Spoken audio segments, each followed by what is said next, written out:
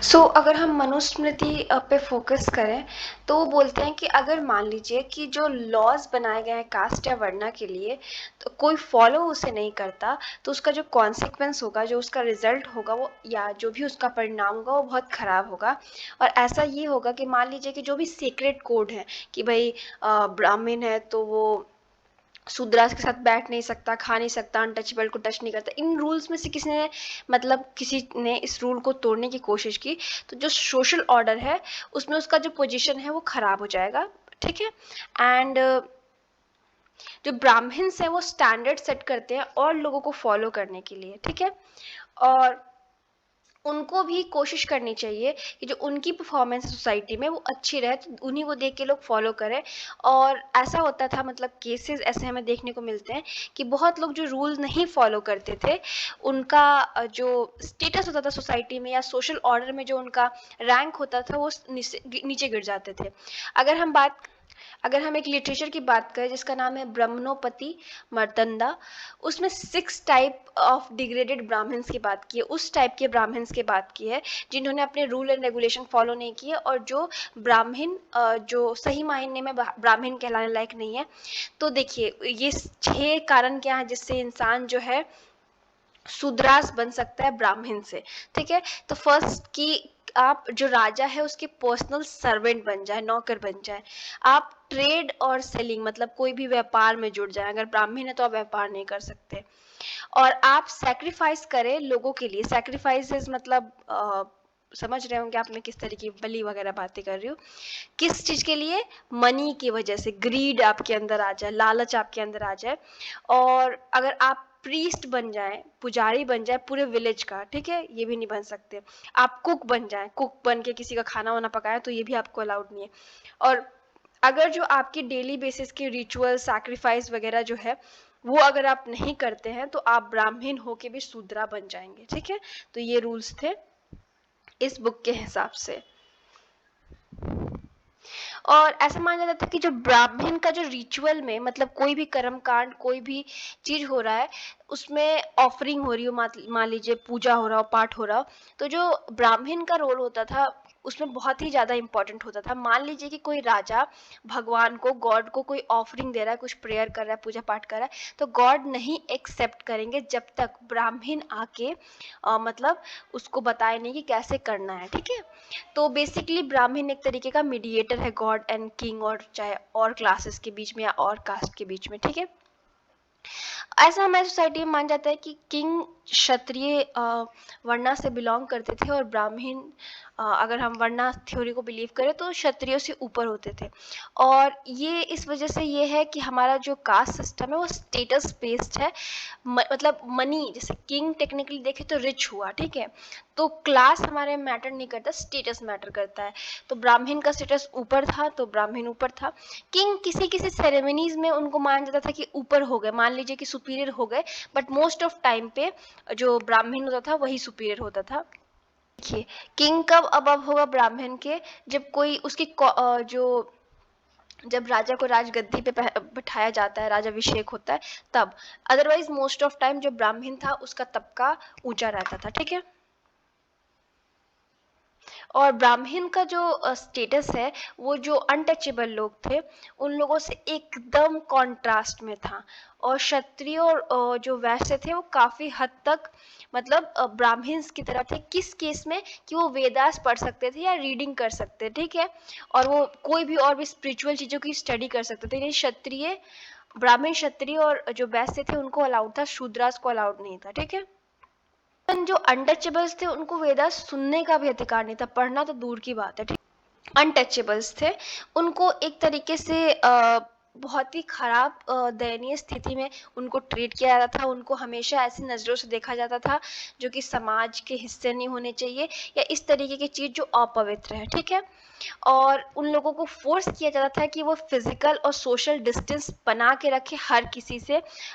अगर वो लोग ट्वाइस बॉर्न, यानी ट्वाइस बॉर्न कास्ट कौन कौन होते हैं? क्षत्रिय, ब्राह्मण और ये वैष्णव, अगर इनके घर में वो घुस भी जाए तो बिल्कुल भी ये चीज अलाउड उनको नहीं थी, उनके घर में वो नहीं घुस सकते हैं।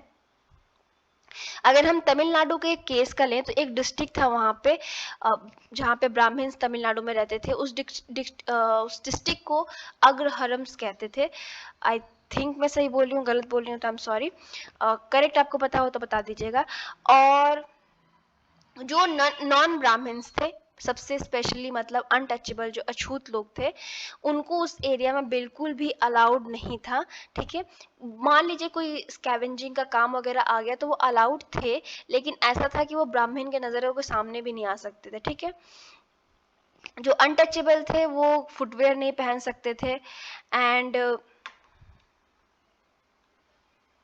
और अपनी जो मूछें होती हैं, दाढ़ी होती है, वो नहीं रख सकते थे। ठीक है, और अगर मान लीजिए कि मूछें उन्होंने भी रखी तो उनको ऊपर नहीं ताव दिया जाता है, वो नहीं कर सकते थे। और वुमेन जो थी उनको अपर गारमेंट पहनना अलाउड नहीं था। ठीक है, मान लीजिए साड़ी अगर पहन रखा है तो ब्लाउज पहनना अलाउड नहीं था। और कोई भी अगर इम्पॉर्टेंट मैटर डिस्कस हो रहा है गाँव में, कोई भी जैसे नहीं पंचायत वगैरह होता, तो उसमें उनकी आवाज़ कुछ भी नहीं थी, उनकी बात कोई नहीं सुनता था, उनसे कोई डिसीजन पूछ के नहीं लिया जाता था, उन्हें इवन गांव में क्या चल रहा है ये भी नहीं बताया जाता था। मोस्ट ऑफ केसेस में तो गांव से वो बाहर ही रहते थे। एक्चुअली इस पूरे थ्रू आउट स्टडी आप लुई डुमो जो है उनकी स्टडीज़ ज़्यादा पढ़ेंगे, बिकॉज उनका होमो हायरार्किकस जो बुक है वो पर्टिकुलरली कास्ट पे ही लिखा गया बुक है, और उन्होंने बहुत ही अच्छे से स्टडी किया आइडिया ऑफ प्योरिटी, पोल्यूशन, ये सब। तो ये मतलब याद करके जाइएगा एग्जाम में। ठीक है, तो इन्होंने हमें एक्सप्लेन करने की कोशिश की है लुई डुमो ने। फ्रेंच है इसलिए हम टी नहीं बोल रहे हैं। ठीक है, याद करने के लिए आप डूमोंट ही बोल लीजिएगा क्योंकि स्पेलिंग याद रहनी चाहिए। ठीक है, तो ये बताते हैं कि 4 वर्णास हैं जिनको 2 सेट्स में डिवाइड किया गया है। The last category of Shudra is opposed to block the first 3। ठीक है, जो लास्ट कैटेगरी है ना शूद्रास की एंड ट्वाइस बॉर्न कास्ट की, उनको मतलब पूरा एक डिस्टेंस दोनों के बीच में रहता है।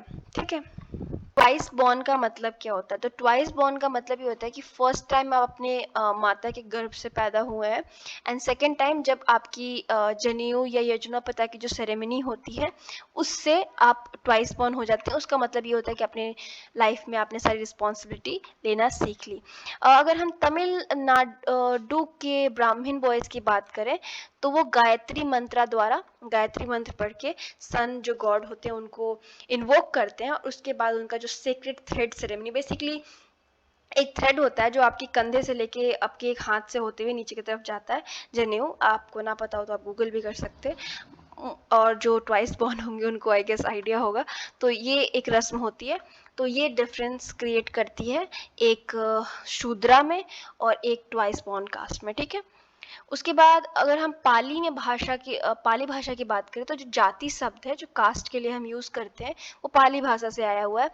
एंड हमें ये चीज़ नोटिस करनी चाहिए कि इस शब्द का, जाति का, हमें वैदिक लिटरेचर में यानी वेदों में बिल्कुल भी कोई मतलब जिक्र नहीं मिलता, कुछ इसके नामो निशान नहीं मिलता। ने हमें सरस्वती ने बताने की कोशिश की कि जाति और वर्णा में जो शब्द हैं हम लोग इंटरचेंजेबली यूज़ कर लेते हैं। मतलब बेसिकली कई बार उसको एक दूसरे के जगह पे इस्तेमाल कर लेते हैं कि भाई ब्राह्मण जाति का, क्षत्रिय जाति का, जो कि वर्णा है। ठीक है, एक दूसरे के स्थान पे हम इस्तेमाल कर लेते हैं। एंड मनु इन्होंने यूज़ किया है varna for mix caste and often consider jati for varna. ठीक है, जाति वर्णा ऐसे इस्तेमाल किया जाता है, मतलब ठीक है। उसके बाद अगर हम बात करें, मनु ने एक आइडिया दिया है हमको किस चीज़ के बारे में, अनुलोम और प्रतिलोम मैरिज के बारे में। हाइपरगेमी जो होती है एंड हाइपोगेमी होती है। कमेंट में लिख के बताइएगा कि हाइपरगेमी किस चीज़ को कहते हैं और हाइपोगेमी किसे कहते हैं। इस पर मेरा वीडियो भी है, अगर आप चाहें तो देख सकते हैं, तो कमेंट में लिखना मत भूलिएगा। आपने सेम वर्णा में शादी की, ब्राह्मण है तो ब्राह्मण में ही की, तो सेम वर्णा पे शादी करने के लिए सवर्णा उसको कहा जाता है। और जो बच्चा इस मतलब सेम वर्ण में शादी करने से जो बच्चा पैदा होगा वो स्ववर्णा हो जाएगा। स्ववर्ण, गोल्ड टाइप का वर्ड से निकला हुआ है। एंड जो मान लीजिए कि 2 अलग अलग वर्णा के लोग शादी करते हैं तो वो गोलका होगा उसको। ठीक है, अब मान लीजिए कि कोई पीपल है और वो मैरी करते हैं, मतलब शादी करते हैं किसी अपने से हायर वर्णा के पर्सन से, और 5 या 7 जनरेशन तक ऐसा होता रहता है, तो उनका जो वर्ण है वो अपग्रेडेड हो जाता है। मतलब 7 जनरेशन तक आप शादी करिए अपर उसमें, तो आप अपर बन जाएंगे, ठीक है। उसके बाद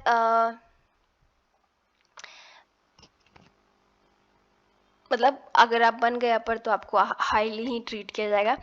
मनु और भी बताते हैं कि जाति, इसी मनु का यहाँ पे एक्सप्लेनेशन को आप ध्यान रखिएगा, तो ये बताते हैं कि जो जाति का ओरिजिनेशन हुआ है, जाति ओरिजिनेट हुई है किस चीज़ से हुई है, मिक्स मैरिजेस से, between people belonging to different varnas. इनका कहना है कि डिफरेंट, जब 4 वर्णास थे उनकी डिफरेंट डिफरेंट वर्णास से शादी किया गया, तो उन जो प्रतिलोम और अनुलोम विवाह से जो बच्चे उत्पन्न हुए उन्होंने डिफरेंट डिफरेंट जातियों का क्रिएट किया, ठीक है। अगर men are believe to have descendant from sage और शेर आफ्टर हुम देयर गोत्र, ठीक है। एक और जो ये गोत्र का कॉन्सेप्ट है या गोत्रा का कॉन्सेप्ट है, तो इसको मैं एक्सप्लेन कर देती हूँ। तो माना जाता है कि कोई सेज, कोई संत जो है, उसकी जो फैमिली होती है, सेज मान के चलिए, तो उसकी फैमिली के जो मतलब उसके आगे की जनरेशन होते हैं वो गोत्र होते हैं। मान लीजिए किसी का गोत्र हो सकता है वत्स, किसी का ऐसे हैं, तो किसी वो बेसिकली ये बिलिंग मतलब गोत्र का आइडिया